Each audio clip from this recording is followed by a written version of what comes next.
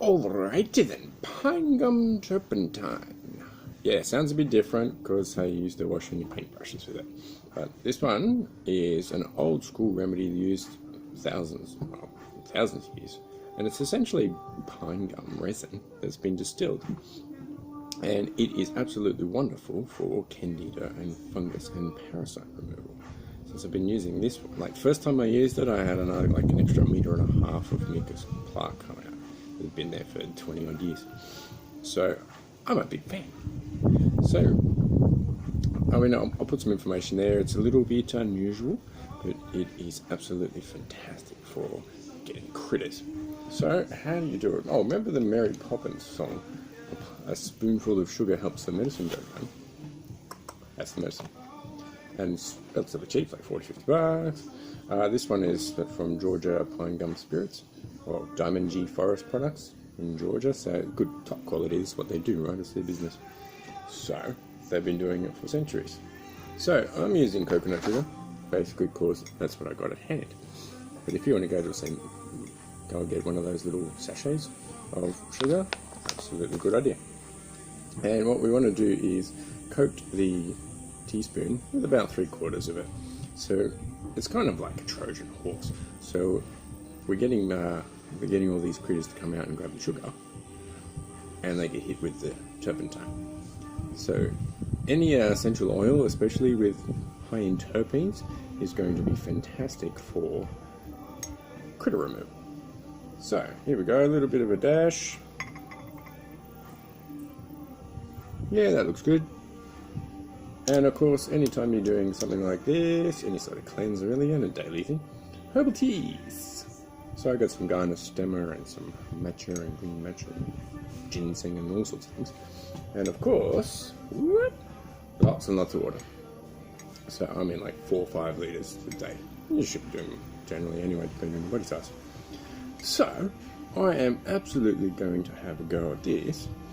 And then because it's we're dealing with critters that are generally holding on to and creating a defense mechanism or a defensive position, like a castle with a moat around it, to get into the mucus plaque and in the mucous membrane.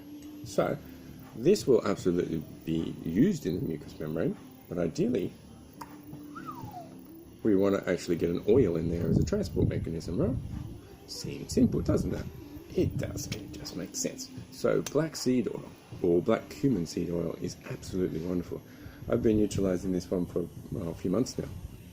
And during the day, it might be 2-3 hours later, I might get some gas, which is generally, critter die off of some sort.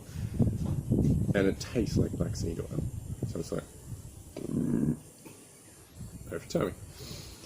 And it's coming from the spot where I know that the spleen has got a bit of fungus going on there from many years of over-exercise. That's what body types people tend to do. So, time to take full responsibility for that, deal with our karma, and funk it right off, if you ask me. So, black seed oil doesn't taste that great. You do get used to it quite quickly. And, of course, that first initial, it doesn't taste very good. And then you try it a second time, and it's okay. That first time was fungus or parasite resistance, and that's why people generally don't do something new and they're a bit scared of it. Yeah, that happens. So away we go.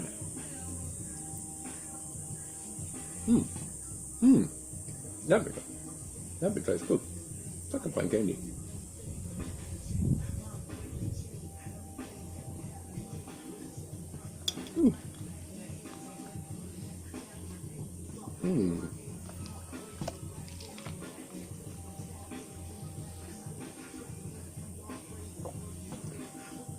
It actually makes black seed oil taste quite a lot nicer. So I'm going to flush it down.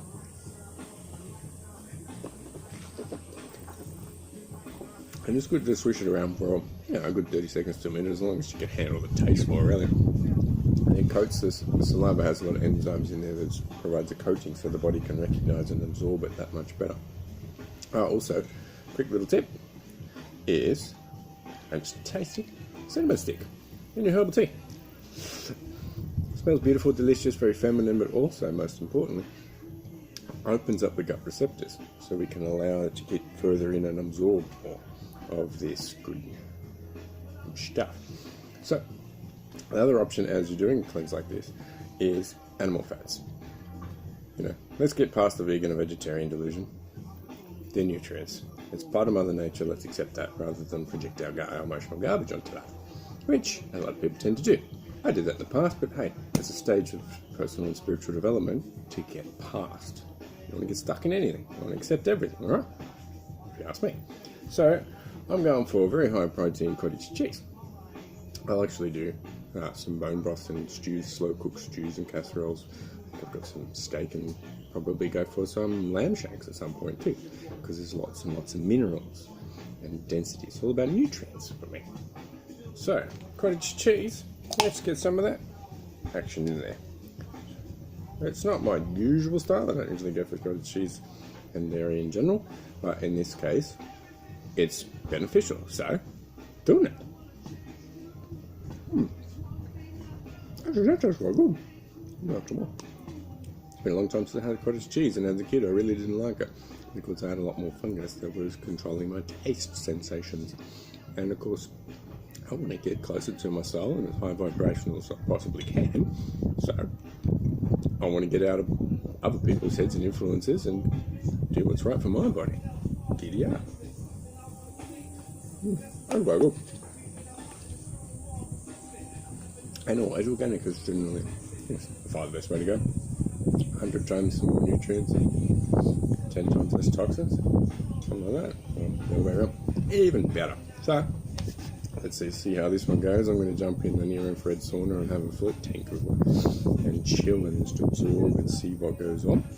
And see if the critters can affect my mind and my perception, and then I'll flash it out with a coffee enema generally, because I want to get that stuff out as quick as I possibly can, so I can get on with being super cool, high vibrational, sexy beast. Isn't that what we all want to do? Alright, giddy up.